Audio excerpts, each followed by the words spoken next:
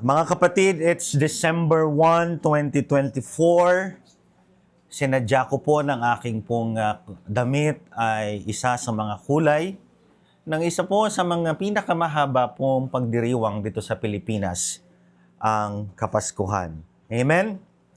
At in anticipation of our Christmas celebration, ay minarapat po natin dito sa FCC Manila na ang ating pong mga preaching series ay may kinalaman po sa tunay na diwa o dahilan kung bakit po tayo nagdiriwang ng Kapaskuhan. Amen? Kaya naman po mga kapatid, simulan po natin.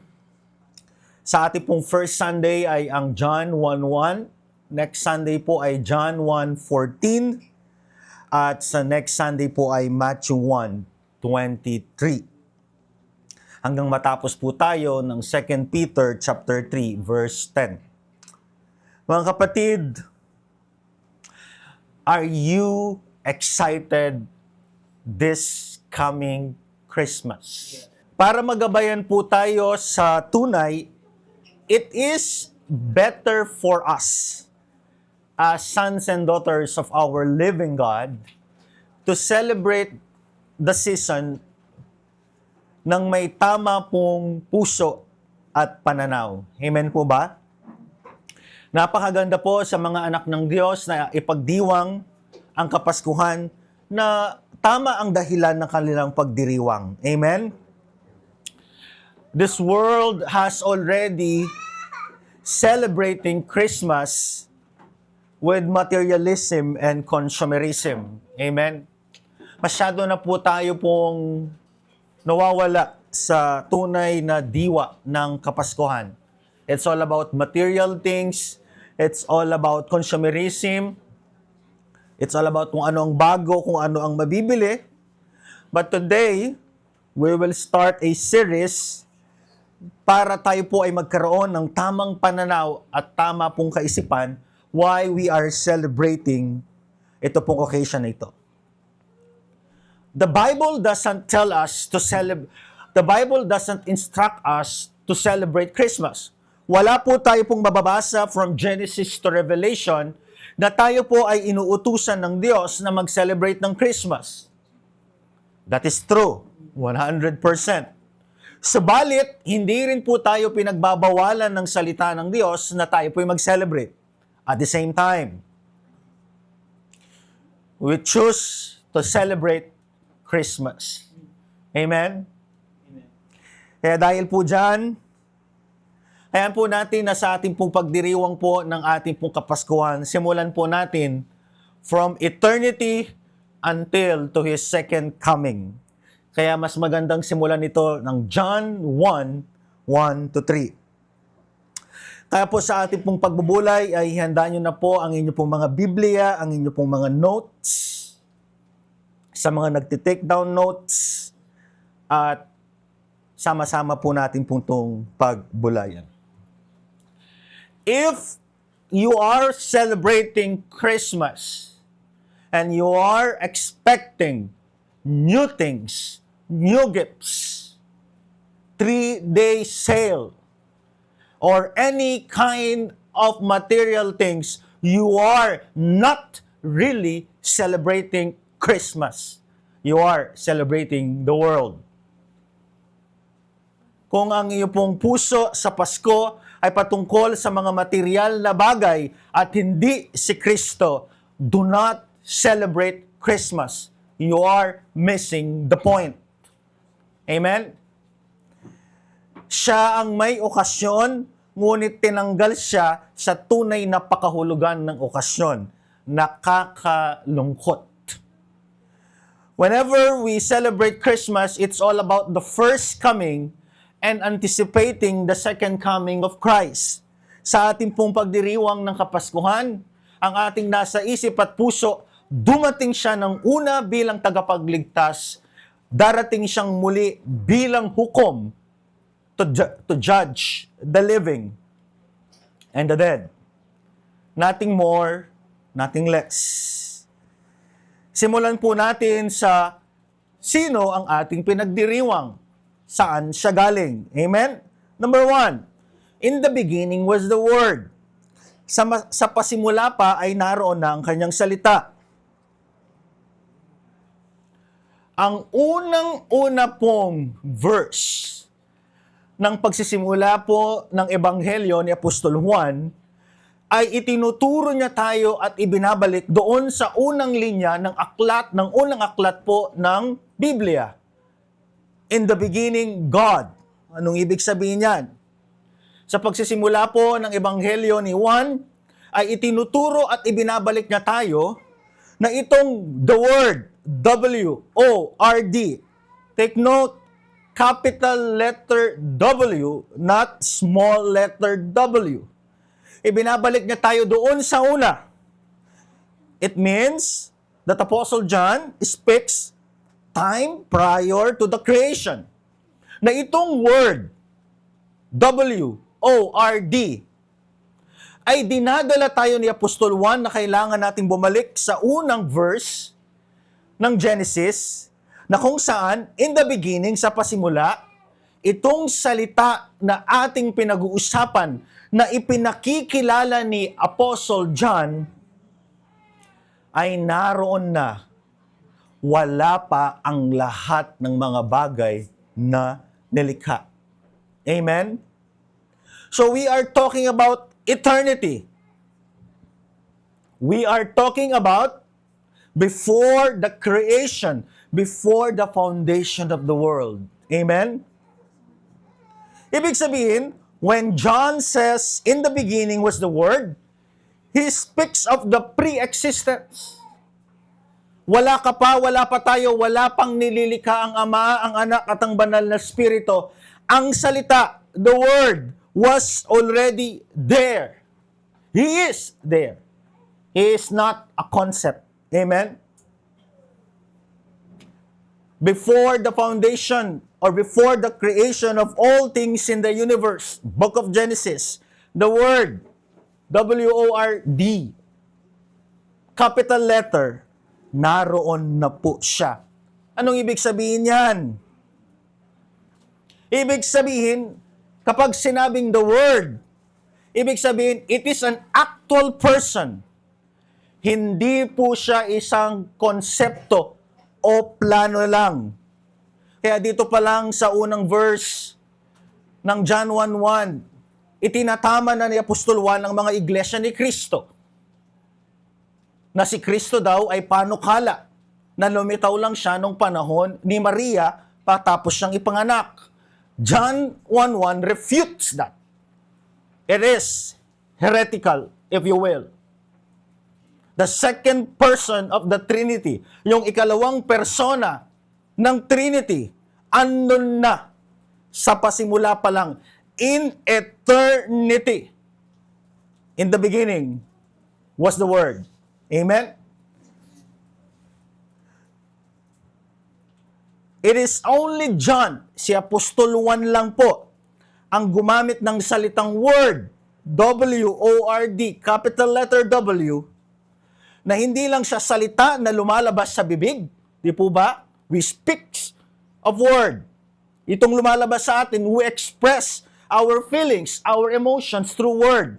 But here, hindi lamang po nagsasalita ang Diyos ng salita, yung mismong kanyang ini-express na pagpapakilala sa kanyang sarili, ay hindi lamang pala basta nalilimitahan lang sa pamamagitan ng literal na letra o kapahayagan. Ito pala ay actual na person. He is a person. Amen? And His name is Jesus Christ.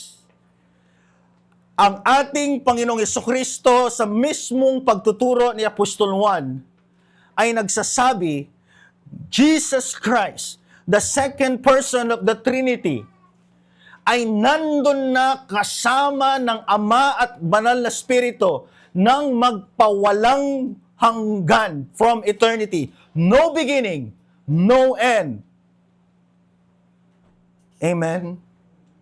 Hindi lang, in short, wala siyang pasimula, wala siyang wakas. Kaya nga po, eternity, the eternal existence of the Word an actual person, Jesus Christ. Amen? It conveys the notion of divine self-expression or speech. Hindi yan sister divine. The word encompasses the whole ministry of Jesus. Na yung palang salita ay hindi lang pala basta sinasalita ng Diyos. Yung palang salita ay hindi lang pala nagpapahayag ang Diyos, kundi yung mismong sinasalita, yung mismong pagtuturo, at yung mismong ipinapahayag o ipinapakilala ng Diyos ay siya pala ay isang aktual na person. Diyos na nagsakatawang tao. His name is Jesus Christ. Nung sinabi ng Diyos na let there be light, let there be, let there be, yung palang pinanggagalingan ng Diyos na yon, ng sinasabi ng Diyos na iyon, ay mismong Diyos. At hindi lang basta-basta expression. Amen? Sabihin niyo po sa katabi niyo, ay ganito, the Word is eternal. Amen? Napakayaman po nitong John 1:1 pagdating po sa pag-aaral patungkol kay Kristo. Magsisimula tayo from eternity, magtatapos tayo sa kanyang second coming. Number 2, hindi lamang po ang salita ay naroon na noong pangwalang hanggan, eternity. Sino ang kasama niya? Number 2, and the Word was with God. Yung expression pong ito ay nagpapakita ng aktibong relasyon ng Word at ng Ama. In short, magpawalang hanggan sa walang pasimula at sa walang wakas, si Kristo na tinatawag na the Word at ang Ama, nandun na ang kanilang pagsasama. They are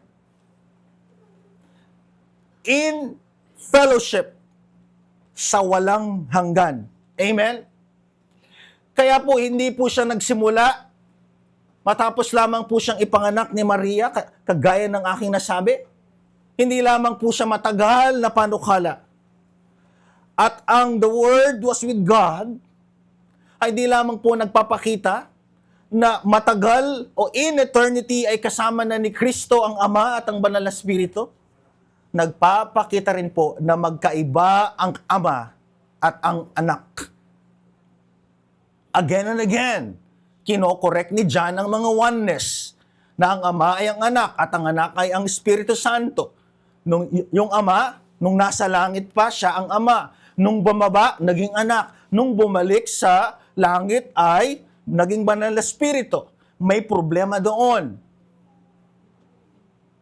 Kaya kapag tatanungin mo sila, sino po ang kausap ni Kristo nung nananalangin siya? Tama? Ang sagot nila ay yung kanyang mismong sarili. For God, all things are possible. Parang may problema doon. Yung nagsugo at sinugo, iisang tao lang yun. Na-try nyo na ba yun na yung nagpabili ng suka at yung bumili ay isang tao din? I-try nga natin. Di po ba? Doon din sa baptism ni Jesus Christ. This is my beloved Son. At yung Holy Spirit, in a form of a dove, bumaba siya. Tanungin mo yung mga oneness, sino yon? Sabi nila, si Kristo din yon. Si Kristo din yon. Hinahati ang kanyang sarili. Kailan pa naging performer si Kristo? Ibig sabihin, mahalaga sa ating pananampalataya na yung Ama, Anak, at Espiritu Santo, they are all distinct person. Amen? This is our faith. It is non-negotiable. Amen? Kaya po, we believe in Trinity. Hindi po natin nire-reject ang Trinity, that the Father, the Son, and the Holy Spirit, through this John 1:1-3, ina-affirm ni Apostle John na tama ang paniniwala natin bilang Trinitarian Church. Amen? Magkaiba ang Ama, magkaiba ang Anak, at magkaiba ang banal na Espiritu. If you will reject Trinity, mamumroblema ka talaga. Kapag ang Ama, Anak, at banal na Espiritu ay hindi magkakahiwalay, hindi sila distinct, kundi iisa lamang, at nag-iiba-ibang anyo lang, mamumroblema ka. Tulad nun, sino ang sinugo at sino nagsugo? Iisa lang. Sino yung kausap? Sarili din niya. Kapag nagpe-pray kayo, sinong kinakausap nyo? The same person or distinct person? Distinct. Iba sa inyo, tama? Next, and the Word was God.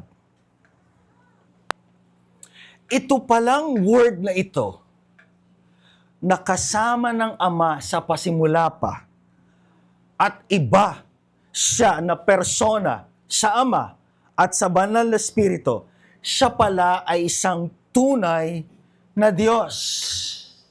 Sabihin mo nga sa katabi mo, the Word was God.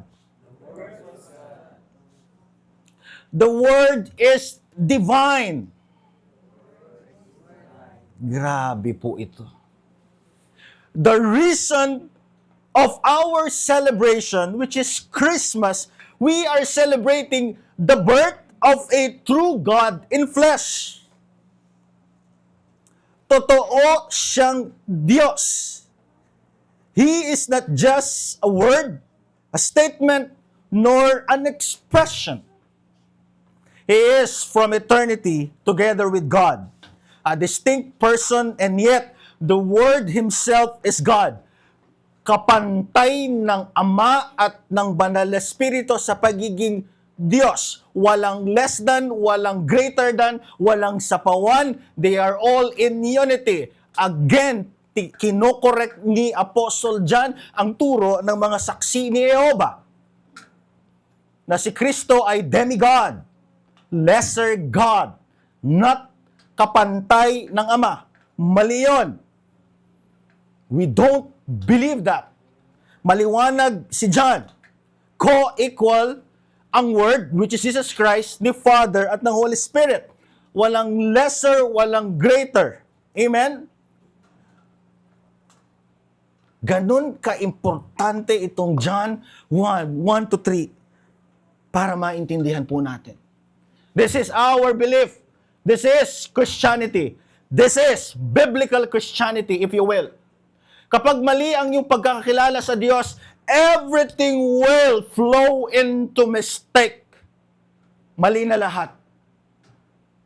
Pag hindi po tama ang ating paniniwala tungkol sa Diyos, sabi nga po ng ating pong mga unang magulang, apostolic fathers, yung mga pumalit sa mga apostol, the 12 apostles, kapag mali ang iyong paniniwala mo sa Trinity, mali din lahat na. Because the starting point is God. Amen? Next, how can a God ay mag-enter dito sa mundong ito? Hindi natin pwedeng makita ang Diyos ng face-to-face. Amen? Tama? Ang sabi ni Moses, ang sino mang makakita sa Diyos ay mamamatay.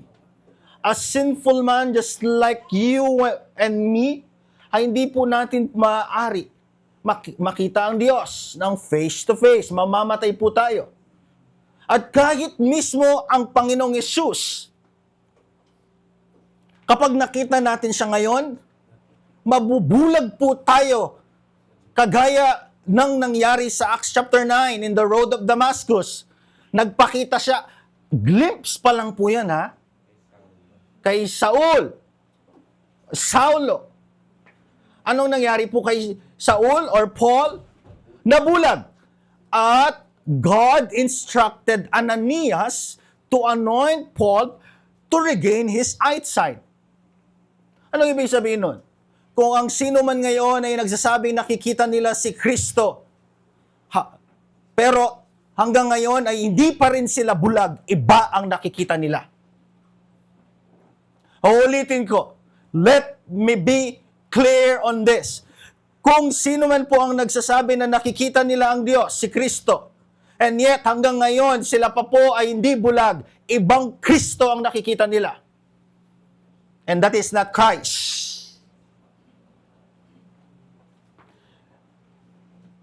Kasi kung yan ang totoong Kristong nakita mo, matutulad ka kay Pablo. Even the angels, tinatakpan po nila ang kanilang mga sarili ng kanilang mga pakpak doon sa trono ng Diyos. Isaiah chapter 6. Because they cannot contain, hindi nila makayanan yung ningning ng luwalhati ng Diyos. Kung yung mga anghel na yon, na hindi nila makita ng face-to-face ang Ama sa tindi ng kanyang glory and holiness, how much more tayo na mga nilalang. Amen?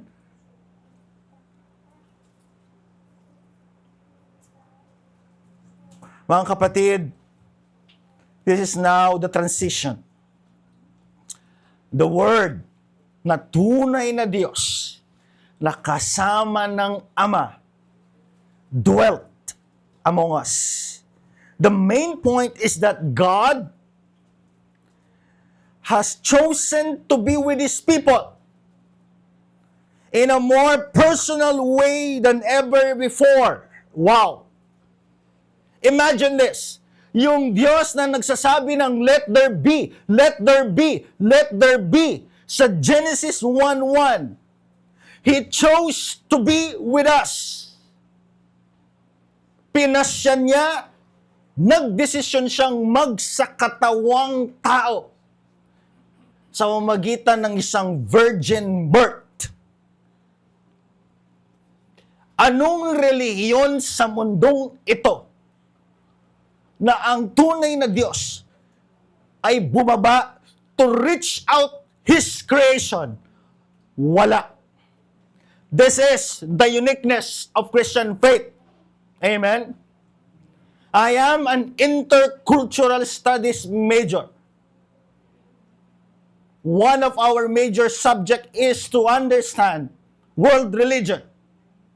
Shintoism, Taoism, Confucianism, and ever ism. Nag-iisa lang ang Kristyanismo na ang Diyos na lumika sa iyo at sa akin, siya pa ang bumaba at nagsakatawang tao just to save you. Amen? Wala po. Ganito po kaganda, kayunik at kakaiba ang ating pananampalataya bilang mga Kristiyano. The powerful Word of God has been born into frail humanity. Kung hindi po magsasakatawang tao ang Diyos, wala pong naghihintay sa atin kundi kaparusahan. If there is no Christmas, there is no salvation. Whenever we celebrate Christmas, you really need to ask yourself, kailangan mo pong tanungin ang sarili mo, kapag magse-celebrate tayo ng Christmas, even though it is not dated exactly as December 25, have I already surrendered my life to Christ and ready to face Him in His coming? That's it. Amen? Everything else ay palamuti na lang. Uulitin ko po mga taga-FCC Manila, kapag every Christmas magse-celebrate tayo, teach your children and even remind yourself, papalapit na naman ng December 25, the Word became flesh, nagsakatawang tao si Kristo. Sa pamamagitan ng virgin birth. Bakit virgin birth? Para hindi po siya makontaminate ng sinful nature. Hindi pwede na ang isang makasalanan ay magbayad ng pagkakasala sa kanyang kapwa makasalanan. Amen? It takes a true God and a true man to save our sin. Kailangan ang magliligtas sa atin ay tunay na Diyos at tunay na tao. Hindi po 100% God, hindi po 100% po na tao. Mali rin yun. true God and true man, Jesus Christ in one person. Kung hindi po tunay na Diyos at tunay na tao ang magliligtas sa atin, wala ka po ngayon sa ating kinaupuan. There is no point of celebration. Amen? Wala. Are you celebrating Christmas because of this? Now, whenever na sasalubungin pa natin yan, amen? Sa ating mga Pilipino, reunion yan, tama po ba? Taas nga ng kamay yung mga may family reunion dito tuwing Christmas. Kami po every January 1. Taas kayo ng kamay.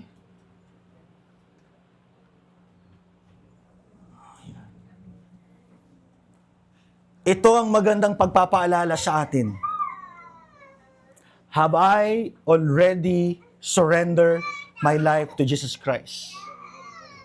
Tunay ko na nga bang sinuko ang aking buhay kay Kristo? Amen? If not, you are missing the point, mga kapatid. The powerful Word of God has been born into frail humanity. Ang ganda nito. Next slide. Since the world, yung kanyang ililigtas, including God's chosen people, is dark, fallen, and sinful, humanity's need is for spiritual rebirth. The Word became flesh. Dahil ang kanyang ililigtas ay mga tao, kaya siya'y nagsakatawang tao. Amen? Totoo po siyang naging tao. Hindi po siya isang aparisyon. Hindi po siya isa pong hallucination. Totoo po siyang napako. Totoo po siyang nagkaroon ng pisikal na katawan kagaya ng sayo. Nagutom din po siya, napagod, nauhaw. Kung ano ang nasa isip natin, napagod, nauhaw, nagutom, nagalit. Subalit ang pinagkaiba lang niya ay hindi siya kailanman nagkasala. Even an inch. Because kung magkakasala siya, hindi na siya qualified na maging Savior. Imagine this. This is Christ Jesus. Ito ang kanyang ginawa just to save you from the penalty of sin, the power of sin, and the presence of sin. Kapangyarihan ng kasalanan, kaparusahan ng kasalanan, nagsakatawang tao si Kristo. Amen. Para lang ikaw ay magkaroon ng second birth, born again, muling mabuhay yung namatay mong relasyon sa Diyos dahil sa kasalanan. Kaya tama yung kantang, Hark the Herald, Angel Sing, Glory to the Newborn King. The angel witness, nakita ng mga anghel kung gaano kadakila, kamangha-mangha, kaganda, kawaw ang pagkakatawang tao ng second person of the Trinity. Amen?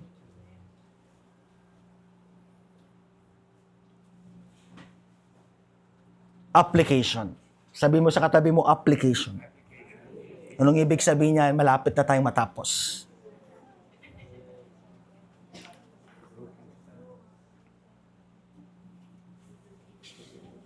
Pakisabi po sa katabi mo, kapit lang.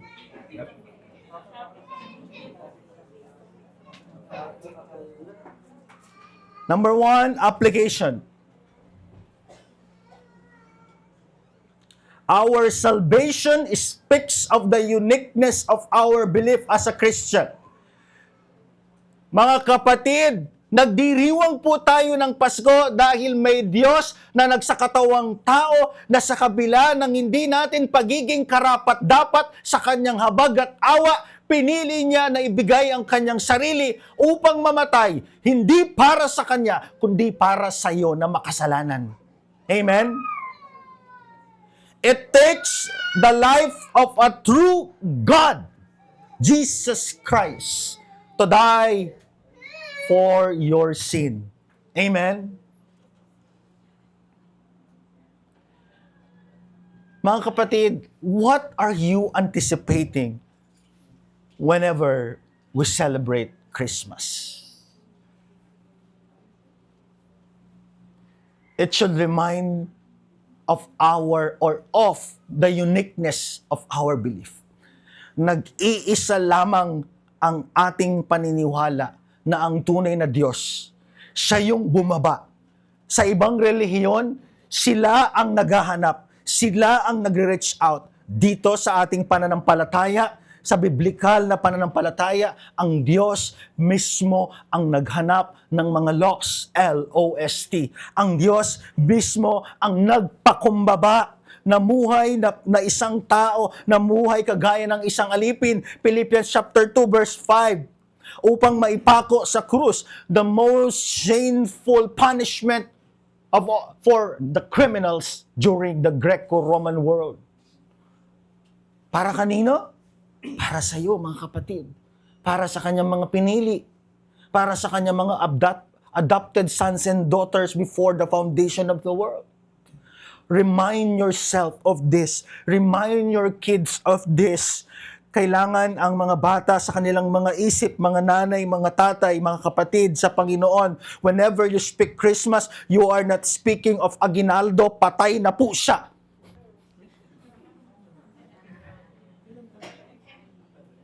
Minsan yan ang binibiro ko. Natabunan na ang Christmas because of aginaldo. Ang sagot ko, mga kapatid, wag na po nating gambalain ng patay. Emilio Aguinaldo.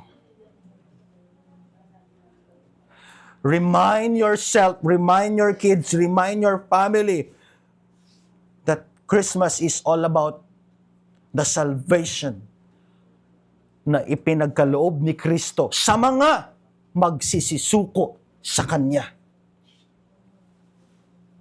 Hindi para sa mga magre-reject sa Kanya. If your mindset during this Christmas is not overflowing with gratitude, kung hindi po nag-outflow ang thanksgiving, kung hindi nag-outflow ang gratitude mo sa ginawa ni Kristo at sa kanyang muling pagbabalik, whenever we celebrate Christmas, you are missing the point. Amen? The world has already trap you into materialism. Amen? Wala namang masama dyan sa mga material things na yan. Subalit kapag yan ang ipinagpalit mo at expectations mo at laman ng iyong gratitude and thanksgiving, you are missing the point in celebrating Christmas as an individual, as a family, and as a church. Amen? Number 2, the incarnation of Christ Jesus, pagsasakatawang tao niya, speaks of a personal, close, and even intimate message that God is with us. Yung pagsasakatawang tao po ni Kristo, namuhay kasama ng mga tao. Mga kapatid, listen very carefully to this. Hindi po siya malayo. Jesus Christ is accessible. Kaya mali yung paniniwala ng mga deism na ang Diyos ay walang pakialam sa kanyang nilikha. No. He cares for you. Amen? At anong uri ng pagmamalasakit at pagmamahal at pangangalaga kanyang ginawa? He gave His life for us. Amen? That's why we are celebrating the Lord's Day. Amen? Kung tutuusin, every Sunday we are celebrating Christmas. We are celebrating His life. Amen? Kaya nga, Lord's Day. Amen? Sa mga nag-iisip na malayo ang Diyos, ang pagsasakatawang tao ni Kristo ang pagpapalala sa atin. God is near. Malapit siya. He is just a prayer away. Amen? Yung 3 taon niyang pamumuhay dito, alam niya kung paano magutom.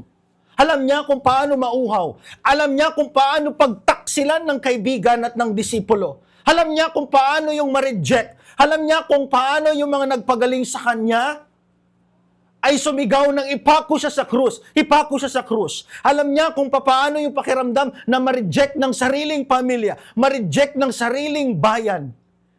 Alam niya kung paano mapahiya. And yet, despite of all those humiliating experience, He chose to live among us. Doon pa lang sa eternity, alam niya na kung ano ang sasapitin niya. Sa kamay ni Pedro, sa kamay ni Judas,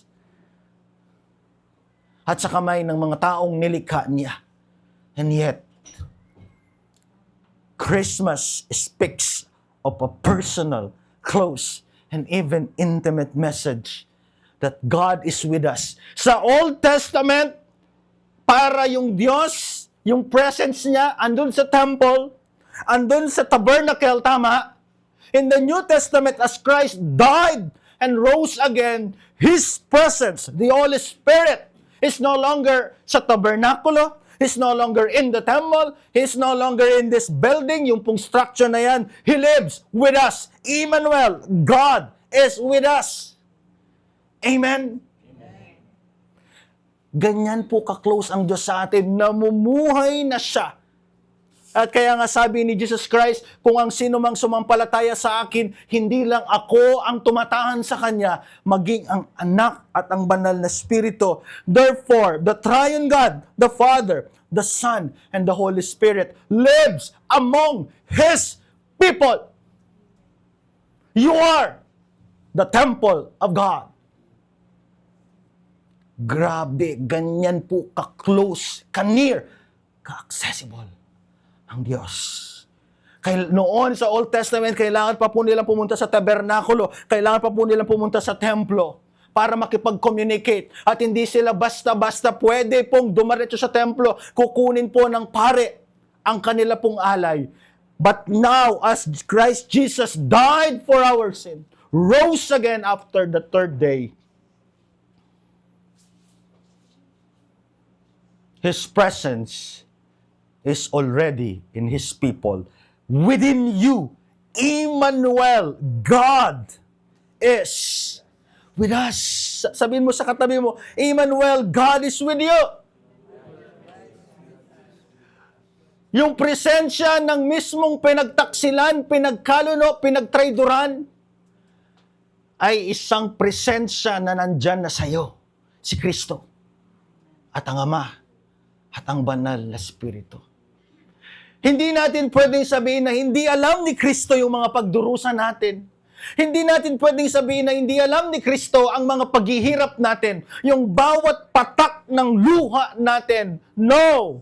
He understand that and He even experienced that.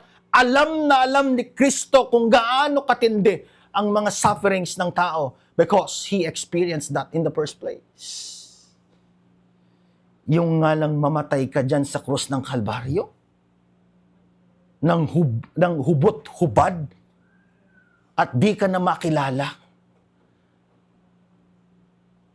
At yun ay kanyang tiniis para sa atin. Because it speaks of a personal, close, and even intimate message that God is with us. Emmanuel. Pinapahapyawan ko na kayo po ng ating mga magkakasunod na message. Next Sunday, John 1:14, John 1:18, Matthew 1:23. And number 3, 10:12. 10:20 matatapos po ako. Christmas is about celebrating His first coming and also anticipating the second coming of Christ. Amen? Habang tayo po ay nasa mga probinsya na, sino mga uuwi na probinsya dito sa Pasko? Ako, uuwi ako. Sino? Taas ng kamay. O kayong mahiya. Okay lang magbakasyon. Hindi kayo nagkakasala sa Diyos. Huwag lang kayo mag-skip ng Sunday. Mag-online kayo kung di kaya na face-to-face.